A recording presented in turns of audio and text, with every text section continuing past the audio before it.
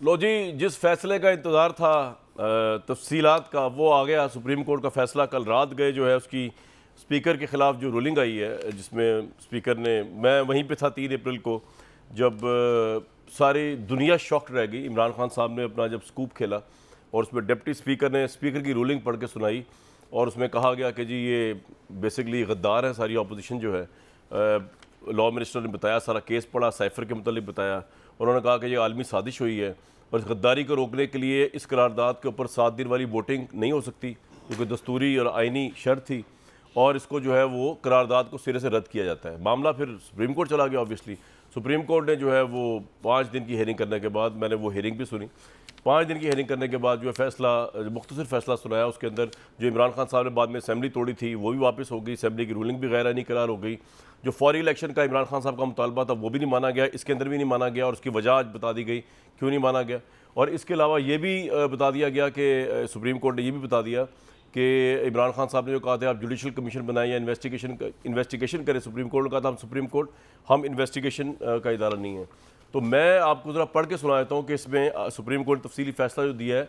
फैसला आपने करना है कि इमरान खान साहब के बयानिए को धचका लगा या तकवीत मिली। सुप्रीम कोर्ट ने यह कहा है कि सफारती मरासले से मुतल्लिक फैसला करना एग्जेक्टिव का काम है। सफारती ताल्लुकात के पेश नज़र अदालत मरासले से मुतल्लिक कोई हुक्म नहीं दे सकती।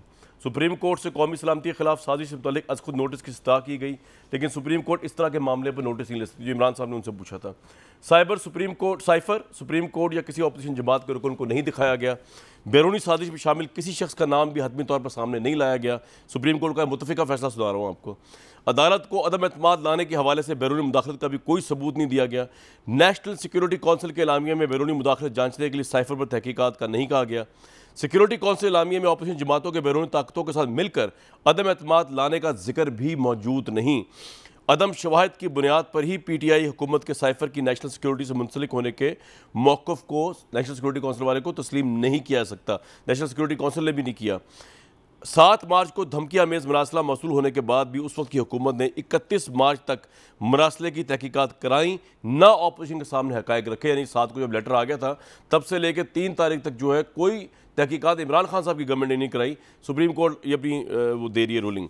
अदालत बैरूनी मुदाखलत से मुतल्लिक दलील से मुतमिन नहीं।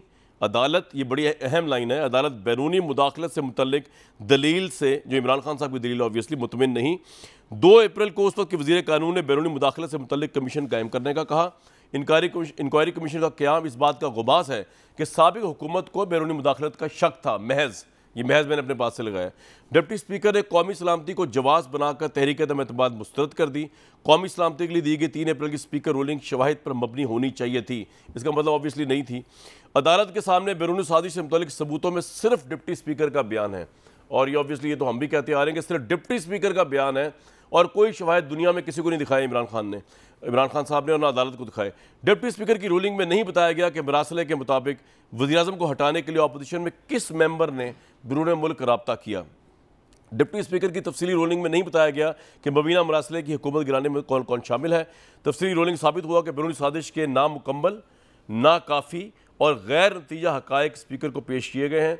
डिप्टी स्पीकर ने इसी वजह से बैरूनी साजिश पर तहकीकात कराने की रूलिंग दी। रूलिंग वज़ीर-ए-आज़म और सदर की सहमियत तहलील करने का इकदाम सियासी जमातों के बुनियादी हकूक़ के मुनाफी है। डिप्टी स्पीकर रूलिंग को आईनी तहफ़्फ़ुज़ हासिल नहीं। डिप्टी स्पीकर ने रूलिंग देने का फैसला ज़ाहिर तौर पर वज़ीर कानून के कहने पर लिया। तहरीक अदम एतमाद 8 मार्च को पेश होने के बाद 22 मार्च को इजलास ना बुलाकर स्पीकर ने आइन की खिलाफ वर्जी की है।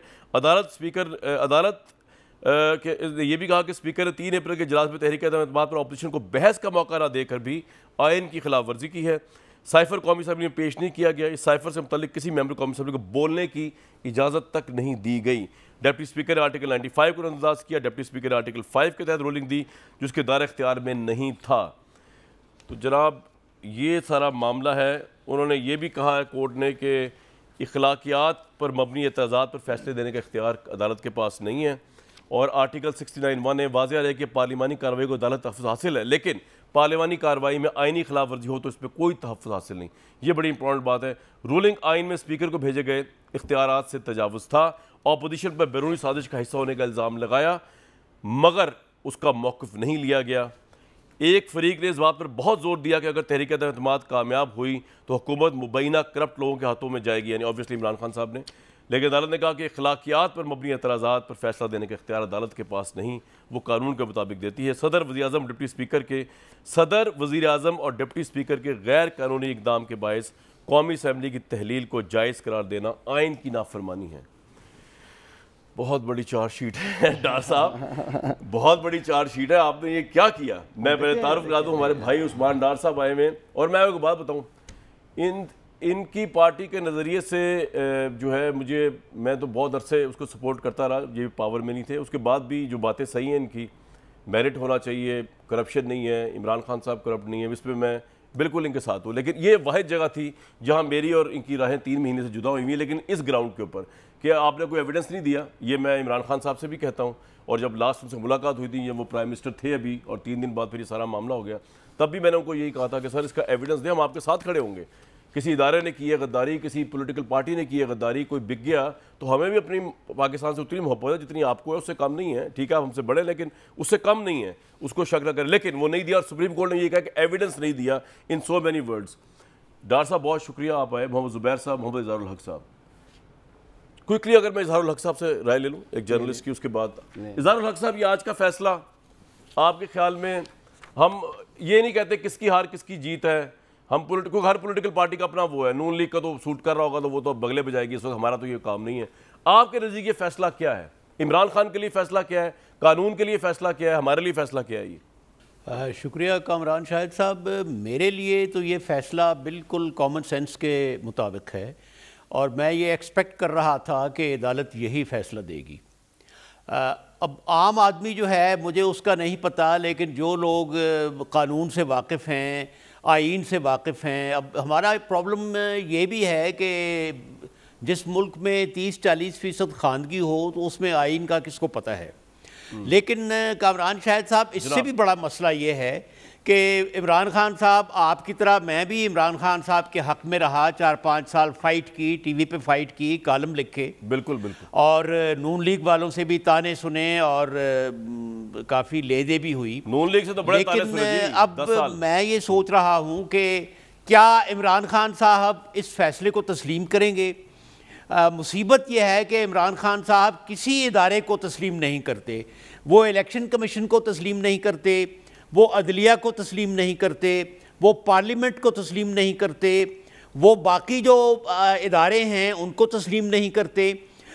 मैं तो कभी कभी ये सोचता हूँ कि अगर एक ऐसी सूरत हाल पैदा हो जाए कि इमरान खान साहब दोबारा वज़ीर-ए-आज़म बने, और अल्लाह करे, हम चाहते हैं कि खुदा उनकी इज़्ज़त में इजाफ़ा करे, उनको और मौका मिले, और उस सूरत हाल में अगर सब लोग उनके अपने अपॉइंट करदा हों, chief justice, election commissioner, Asakir के जो हेड हैं वो, पार्लियामेंट उनकी मर्ज़ी के मुताबिक हो, तो मेरा ये ख्याल है कि जो उनकी उफ्ताद तबा है, जो उनका मिजाज है, वो 6 महीने से ज़्यादा इनसे भी राज़ी नहीं रहेंगे। अच्छा। उसकी वजह यह है कि वो अपनी जो ओपिनियन है उनकी, जो उनका मौक़िफ़ है, उसके ख़िलाफ़ कोई बात सुनने को वो तैयार नहीं हैं। ये मैं पूरे अदब और एहतराम के साथ कह रहा हूँ। इसलिए असल मसला ये नहीं है कि इदारत ने क्या कहा है, असल मसला ये है कि क्या इमरान खान साहब और उनको जो फॉलो करते हैं, और उनको जो फॉलो करते हैं, बदकिस्मती से वो आर्गूमेंट की बेस पर, दलील की बेस पर फॉलो नहीं करते। ये एक फैंस क्लब है, जो इस फैन क्लब के मेंबर नहीं थे वो तो आपको यार ये लगता है कि इमरान खान साहब और उनके मानने वाले, चाहे सुप्रीम कोर्ट के जजेस जिनका ताल्लुक ना नून लीग से है, ना पीपल्स पार्टी से है, ना मीडिया से है, वो एक क्रेडिबल जजेस है, आला तरीन सुपीरियर कोर्ट है जिसका ताल्लुक ना जज्बात से है, वो कानून और शहादत पर चलती है। इस फैसले के आने के बाद भी आपको लगता है कि इमरान खान साहब उनके मानने वाले कहेंगे कि ये फैसला गलत है, नहीं हमने गवाही दी है, नहीं हमने सबूत दिया है, नहीं बैरूनी साजिश हुई है, हमने एविडेंस दिया? आपको लगता है अभी भी वो करूं? जी, मैं यही बात अर्ज कर रहा हूं कि ये तो आप कह रहे हैं, या मैं कह रहा हूं, या कुछ और लोग कह रहे हैं कि जिन्होंने फैसला दिया है उनका नून लीग से कोई ताल्लुक नहीं है। लेकिन इमरान खान साहब तो ये नहीं कहेंगे ना कि इनका नून लीग से या अपोजिशन से या पीडीएम से ताल्लुक नहीं है। जिस तरह उन्होंने आज इलेक्शन कमीशन के बारे में, चीफ इलेक्शन कमिश्नर के बारे में बयान दिया, ठीक है, मुझे बहुत अफसोस हुआ कि इतना स्वीपिंग स्टेटमेंट, इतना रैश बयान जो है, तो अगर वो सर मैं आपके पास दोबारा तो इजहार साहब ये भी पूछने के लिए कि हमारी लीडरशिप की साइकी क्या होती है, जब इस तरह की बातें कहते हो कि ये बयानात पहले नून लीग वगैरह ने भी दिए होते हैं इस तरह के ओहदों के मुतालिक, जब उनको सूट नहीं कर रहा होता,